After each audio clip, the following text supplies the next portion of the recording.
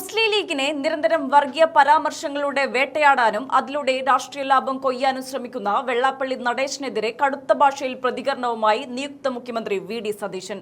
മുസ്ലിം ലീഗിനെ മുൻനിർത്തി സമൂഹത്തിൽ ഭിന്നിപ്പുണ്ടാക്കാമെന്നും മലപ്പുറം ജില്ലയെയും ലീഗ് നേതൃത്വത്തെയും പ്രതിക്കൂട്ടിൽ നിർത്തി ഭൂരിപക്ഷ സമുദായത്തിന്റെ വോട്ടുകൾ ഇടതുപക്ഷത്തേക്ക് തിരിച്ചുവിടാമെന്നുമുള്ള കടുത്ത രാഷ്ട്രീയ തന്ത്രമാണ് തിരഞ്ഞെടുപ്പിന് തൊട്ടുമുമ്പ് വെള്ളാപ്പള്ളി നടേശൻ പലതവണ പയറ്റിയത്. എന്നാൽ കേരളത്തിലെ പ്രബുദ്ധരായ വോട്ടർമാർ ഈ വിഭജന അജണ്ടയെ പൂർണ്ണമായും തള്ളിക്കളയുകയാണ് ചെയ്തത്.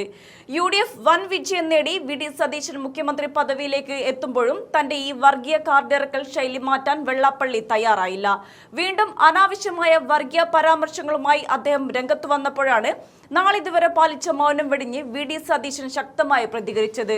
മുസ്ലിം ലീഗ് നേതാക്കൾക്കൊപ്പം പാണക്കാട് സാദിഖ് അലി ശിഹാബ് തങ്ങളെയും സാക്ഷി നിർത്തി നടത്തിയ സംയുക്ത വാർത്താ സമ്മേളനത്തിലായിരുന്നു വി.ഡി. സതീശൻ വെള്ളാപ്പള്ളി നടേശന് കൃത്യമായ മറുപടി നൽകിയത്. ആ വീഡിയോ ഒന്ന് കണ്ടു നോക്കാം. ഫോണിലൂടെയൊക്കെ സംസാരിച്ചിട്ടുള്ളായിരുന്നു. ഡൽഹിയിൽ നിന്നുള്ള പ്രഖ്യാപനത്തിന് ശേഷം ഇപ്പോൾ ഫിസിക്കലായിട്ട് ആദ്യമായിട്ട് കാണാൻ വളരെ സന്തോഷമുണ്ട്. ഏതായാലും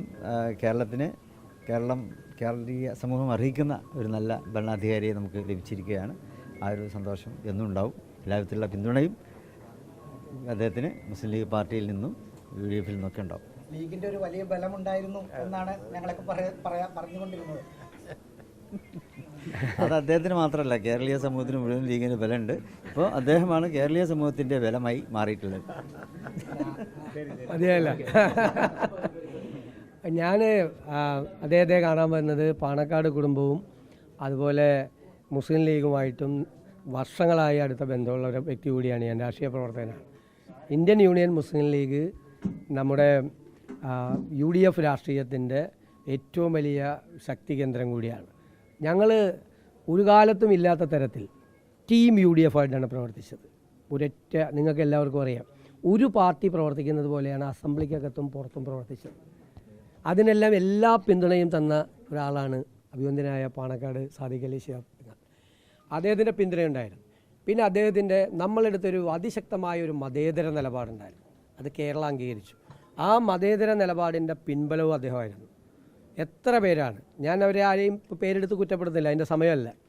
കേരളത്തിലൊരു വിദ്വേഷ പ്രചരണം നടത്തി ഭിന്നിപ്പുണ്ടാക്കാൻ പല ശക്തികൾ ശ്രമിച്ചു.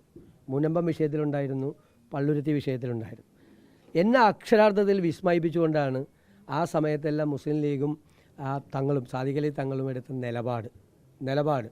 ഞങ്ങൾ പറവൂര് മുൻ ധനകാര്യമന്ത്രിയായിരുന്ന KT ജോർജിൻ്റെ നാമധേയത്തിലുള്ള അവാർഡ് സാദിഖ് അലി തങ്ങൾക്ക് ഞങ്ങൾ കൊടുത്തത് ആ മതേതര നിലപാടിൻ്റെ പേരിലായിരുന്നു. നമുക്കറിയാം, ബാബറി മസ്ജിദ് സംഭവം ഉണ്ടായിരുന്നപ്പോൾ ശിഹാബ് തങ്ങളെടുത്ത നിലപാടിൻ്റെ പിന്തുടർച്ചയായിരുന്നു ആ മതേതര നിലപാട്. പള്ളുരുത്തി വിഷയവും മുനമ്പം വിഷയവും ഒക്കെ കേരളത്തിൽ വേണമെങ്കിൽ ആളിക്കത്തി ശത്രുത ഉണ്ടാകാമായിരുന്നു. അതിൻ്റെ തീ കെടുത്തിയത് അദ്ദേഹമാണ്. അങ്ങനെയുള്ളൊരു ബഹുമാനം കൂടി. അപ്പോൾ UDFൻ്റെ അതിശക്തമായ ഒരു മതേതര നിലപാട് എടുക്കാൻ നമ്മുടെ കൂടെ നിൽക്കുന്നതാണ്. ഒരു വർഗീയ വിദ്വേഷം വരുന്ന ഒരു പരാമർശം പോലും ഒരു മുസ്ലിം ലീഗ് നേതാവ് നടത്തിയിട്ടില്ല. തെരഞ്ഞെടുപ്പ് ഇപ്പോഴും പ്രചരണം നടത്തുന്നുണ്ട് കുറേ പേര്. തെരഞ്ഞെടുപ്പ് കാലത്തും അതേ പ്രചരണമായിരുന്നു. അതിനൊക്കെ ഞങ്ങൾ ശക്തിയായി നേരിട്ടു. ഞാൻ ഇന്നലെയും ചോദിച്ചല്ലോ ഒരു ചോദ്യം, ഇന്ത്യൻ യൂണിയൻ മുസ്ലിം ലീഗ് ദുർബലമായാൽ ആ സ്പേസ് ആര് കൊണ്ടുപോകും എന്നുള്ളൊരു ചോദ്യമുണ്ട്. പിന്നെ കേരളം ഉണ്ടാവില്ല. അപ്പോൾ അതുകൊണ്ട് ഞങ്ങൾ സഹോദര സംഘടനകളാണ്, ചേർത്ത് നിർത്തും.